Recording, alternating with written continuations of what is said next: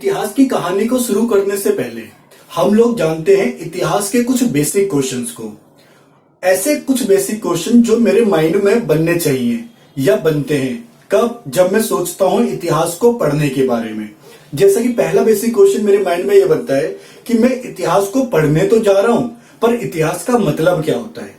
अब अगर आप किसी भी सब्जेक्ट को पढ़ने जाते हो तो सबसे पहले आपका एम ये होना चाहिए कि उस सब्जेक्ट के बारे में समझो आप कि वो सब्जेक्ट क्या बताना चाहता है।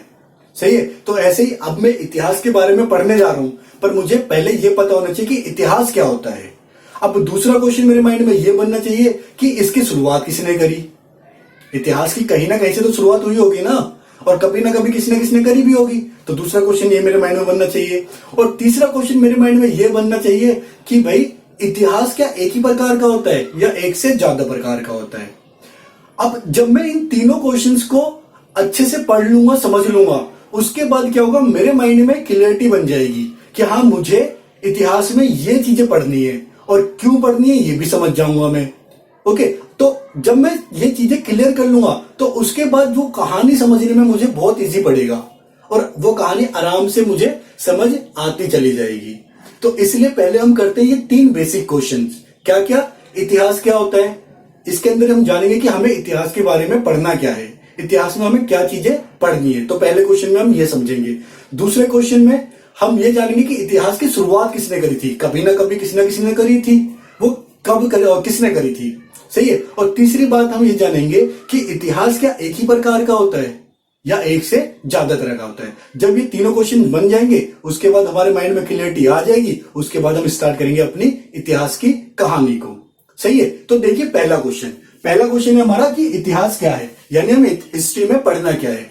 तो इतिहास से क्या मतलब होता है? इतिहास से मेरा मतलब है मैं इतिहास में वो सारी अपने अतीत की घटनाएं पढ़ूंगा जो एक सीक्वेंस में हुई हैं।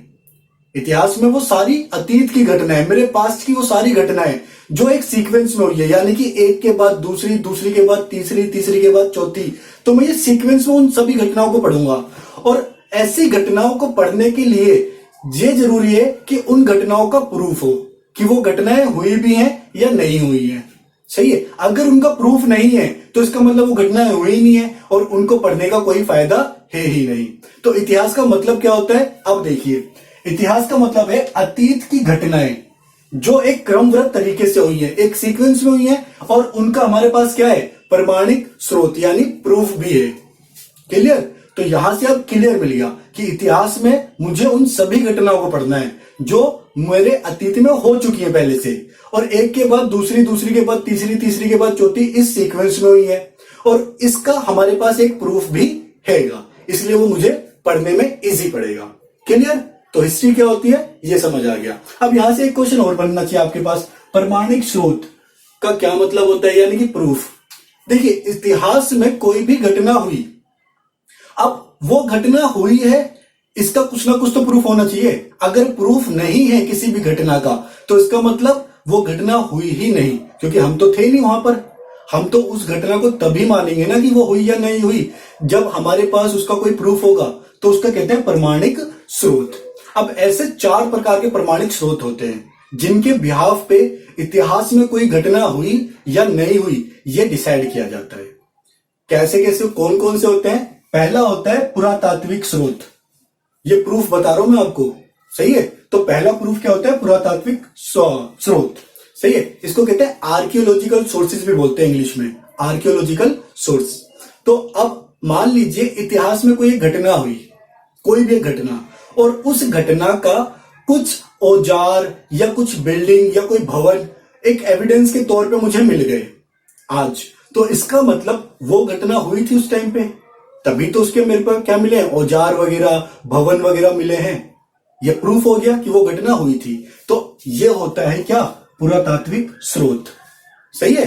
जिनसे प्रूफ होता है कि उस टाइम पे वो घटना हुई थी। सिक्के वगैरह, स्मारक, भवन, ये सब आते हैं उसके अंदर। सही है। तो पहला प्रूफ ये देते हैं हमें।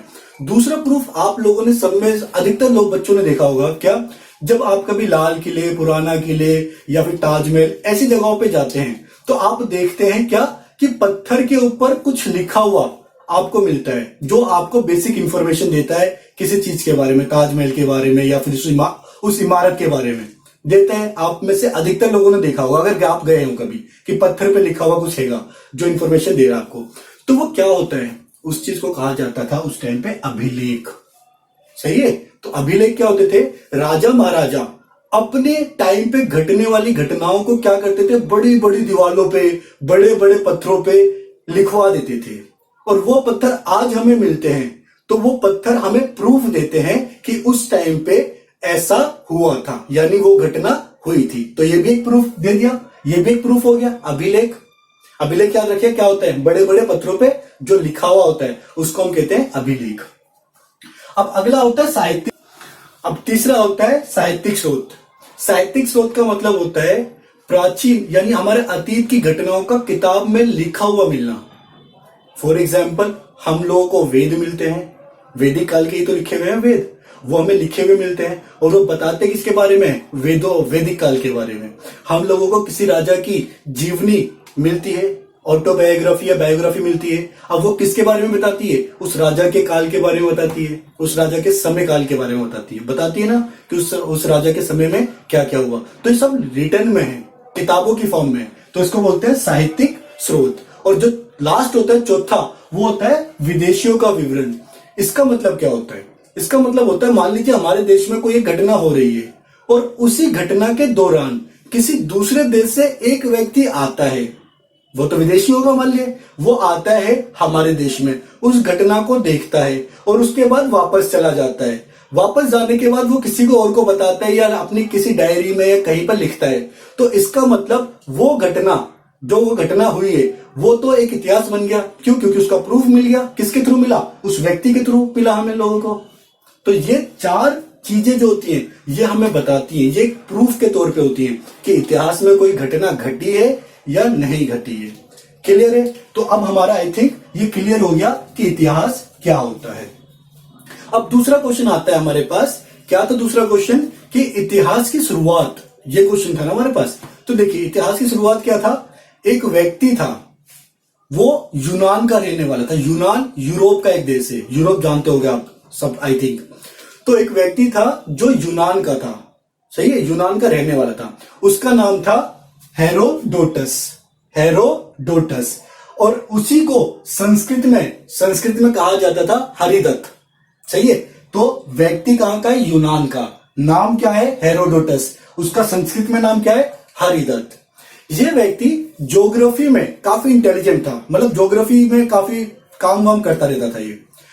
इस व्यक्ति ने अपने समय में क्या करा कि इसके समय में जो लड़ाइयां हो रही थी, युद्ध जो हो रहे थे, उसको एक सीक्वेंस में लिखना शुरू करा, प्रूफ के साथ। सही है। तो इस व्यक्ति ने इसके समय में जो लड़ाइयां हो रही थी, जो युद्ध हो रहे थे, उसको एक प्रूफ के साथ सीक्वेंस में लिखना शुरू करा कि आज ये हुआ, अगले दिन ऐसा हुआ, उसके बाद ये हुआ। इस तरीके से सीक्वेंस में लिखना शुरू कर दिया। अब ऐसा करने वाला ये था दुनिया का पहला व्यक्ति जिसने चीजों को सीक्वेंस में लिखना शुरू करा, प्रूफ के साथ। इससे पहले ऐसा किसी ने नहीं करा था पूरी दुनिया में, जो चीजों को सीक्वेंस में लिखता था। उसमें इससे पहले तो यही था कि बस रैंडमली लिख दिया, पर इसने सीक्वेंस में लिखा कि आज ये हुआ, उसके बाद ये हुआ, उसके बाद ये हुआ, और उसका प्रूफ भी दिया। तो दुनिया का पहला व्यक्ति बना हेरोडोटस, यानी कि हरिदत्त, जिसने ऐसा करा। और जहां पर लिखा उस बुक को कहा गया हिस्टोरिका, जिसमें इसने लिखा था वो सब। सही है, हिस्टोरिका। तो दुनिया का पहला व्यक्ति है जिसने ऐसा करा। तो इसी वजह से इसको आज जाना जाता है क्या? फादर ऑफ हिस्ट्री के नाम से, क्योंकि इसी ने शुरुआत करी थी। क्लियर हुआ पॉइंट? कौन था? हेरोडोटस। संस्कृत में नाम हरिदत्त। सीक्वेंस में लिखना शुरू करा था इसने प्रूफ के साथ, है ना। और कहां पे लिखा था? बुक में। कौन सी बुक थी वो? हिस्टोरिका। इसीलिए इसको कहा जाता है फादर ऑफ हिस्ट्री। क्लियर है? अब यही चीज इंडिया में एक व्यक्ति ने करी, और वो व्यक्ति भी यूनान का ही था, इंडिया का नहीं था वो व्यक्ति। उसका नाम था मेगास्थनीज। ये था यूनान का। यूनान से आकर रहता है भारत में, और भारत में रहता है ये चंद्रगुप्त मौर्य के दरबार में। सही है यूनान का मेगास्थनीज, पर आके कहां रहता है ये? चंद्रगुप्त मौर्य के दरबार में। और जब ये दरबार में रहता था तो क्या काम करता था? उस दौरान हमारे भारत में जो जो घटनाएं हो रही थी उनको सीक्वेंस में लिखता है अपनी एक किताब में। ये भी कि हमारे भारत में ये घटनाएं हो रही हैं उसको इसने उठाया और एक सीक्वेंस में प्रूफ के साथ लिखना शुरू कर दिया। अब ऐसा करने वाला भारत में पहला व्यक्ति कौन बन गया? मेगास्थनीज। दुनिया में तो कर चुका है इससे पहले, कौन? हेरोडोटस। पर भारत में स्पेशली खाली भारत के बारे में लिखने वाला कौन बना? मेगास्थनीज। और जिस किताब में इसने लिखा उसका नाम था इंडिका। काफी आते हैं क्वेश्चन, याद रखिएगा, इंडिका। अब ये पहला व्यक्ति था भारत में ऐसा करने वाला, तो इसलिए इसको कहा जाता है father of Indian history. Clear? तो यहां से दो क्वेश्चन अलग अलग है, याद रखिएगा। हेरोडोटस ने वर्ल्ड लेवल पे करा, दुनिया के लेवल पे करा, और मेगास्थनीज ने भारत के लेवल पे करा। सही है? तो हेरोडोटस बुक याद रखिएगा, हिस्टोरिका, कौन होता है? Father of history. मेगास्थनीज की बुक याद रखिएगा, इंडिका, और कौन है ये? Father of Indian history. Clear यहां से? चलिए, अब हमारा तीसरा जो क्वेश्चन था वो क्वेश्चन ये था कि इतिहास कितने प्रकार का होता है। तो इतिहास को हम लिपि के आधार पर 3 अलग अलग क्लासेस में विभाजित कर सकते हैं, यानी 3 अलग अलग कैटेगरी में डिवाइड कर सकते हैं। अब वो 3 अलग अलग कैटेगरी क्या है वो तो हम देखेंगे बाद में। सबसे पहले हम देखते हैं कि हमने इतिहास को लिपि के आधार पर 3 क्लास में डिवाइड करा है। तो ये शब्द लिपि जो है इसका मतलब क्या होता है? कहा है? ये रहा, देखिए, लिपि। लिपि के आधार पर हमने इतिहास को क्लासिफाइड करा 3 अलग अलग कैटेगरी में, वो बाद में देखिए। तो लिपि जो होता है, लिपि का मतलब होता है अक्षर, अल्फाबेट, लिखावट। तो हम लोग अल्फाबेट्स के बेसिस पे, लिखावट के बेसिस पे इतिहास को 3 अलग अलग भागों में डिवाइड करते हैं। अब वो भाग क्या होते हैं? उसका पहला भाग होता है प्राग ऐतिहासिक काल। अब ये क्या होता है? देखिए, प्राग ऐतिहासिक काल इतिहास की उन सभी घटनाओं को अपने अंदर रखता है जिन घटनाओं का हमारे पास कोई भी लिखित में रिटर्न एविडेंस नहीं है। यानी कि हमारे पास हमारे इतिहास की उन सभी घटनाओं को प्राग ऐतिहासिक काल में हम रखेंगे जिन घटनाओं का हमारे पास कोई भी रिटर्न में एविडेंस नहीं है। फॉर एग्जाम्पल, पाषाण काल। पाषाण काल बोलते हैं स्टोन एज को। अब यो कौन सी होती है? देखिए, स्टोन एज का मतलब होता है जब हम आदि मानव हुआ करते थे, जब हम जंगली हुआ करते थे, जिस समय में हम लोग पत्थरों से शिकार करते थे और उनको कच्चा ही खा जाते थे, तो वो होता है पाषाण काल एक तरीके से। सही थी? तो अब ये बताओ, जिस काल में हमें कपड़े पहनने की, खाने तक की अकल नहीं है, तो हम कहां से कुछ चीज लिखेंगे? तो उन घटनाओं को किसके अंदर रखा जाता है? इतिहास की उन घटनाओं को रखते हैं हम प्राग ऐतिहासिक काल में। अब दूसरा एविडेंस और जो दूसरा इसका क्लास आती है वो होता है आर्घ ऐतिहासिक काल। आर्घ ऐतिहासिक काल। अब ये क्या होता है? ये इतिहास की उन सभी घटनाओं को आर्घ ऐतिहासिक काल के अंदर रखा जाता है जिन घटनाओं का रिटर्न में एविडेंस तो मिला है हमें, पर उस एविडेंस को हम पढ़ नहीं पाए आज तक। समझ रहे हो कि इतिहास की वो सभी घटनाएं जिनका कुछ ना कुछ रिटर्न में एविडेंस मिला हमें, पर वो लिखा क्या हुआ है वो चीज हम आज तक पढ़ ही नहीं पाए। फॉर एग्जाम्पल, हड़प्पा संस्कृति। हड़प्पा संस्कृति से जितना भी कुछ हमें लिखा हुआ मिला है वो आज तक हम पढ़ नहीं पाए हैं। सही है जी? तो इसका एग्जाम्पल क्या है? हड़प्पा और वैदिक सभ्यता। क्लियर? अब जो तीसरे क्लासिफिकेशन होता है उसको कहते हैं ऐतिहासिक काल। ऐतिहासिक काल क्या होती है? ऐतिहासिक काल में हम इतिहास की उन सभी घटनाओं को रखते हैं जिन घटनाओं का रिटर्न में हमें एविडेंस मिला, लिखा हुआ एविडेंस मिला, और उस एविडेंस को हम आराम से पढ़ भी पाए। क्लियर है? तो इस ऐतिहासिक काल में कहां से शुरू होता है? यह शुरू होता है महाजनपद से। आई होप आप लोगों ने महाजनपद के बारे में सुना होगा, महाभारत में सुना होगा। अगर आपने महाभारत देखी है तो 16 महाजनपद हुआ करते थे। खैर वो तो हम बाद में डिस्कस करेंगे। तो ये होता है ऐतिहासिक काल, और ऐतिहासिक काल को ही हम फर्दर डिवाइड करते हैं किसमें? 3 कैटेगरी में, जो आप लोग जानते हैं।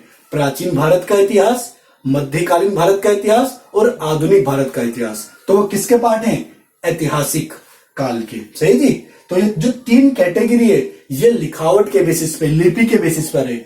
एक में हमें कोई लिखावट ही नहीं मिली, एक में हमें लिखावट मिली यानी कि लिखे हुए एविडेंस मिले हैं पर हम उनको आज तक पढ़ नहीं पाए, और तीसरे वाले में हमें जो लिखा हुआ मिला हमने उसको पढ़ भी लिया।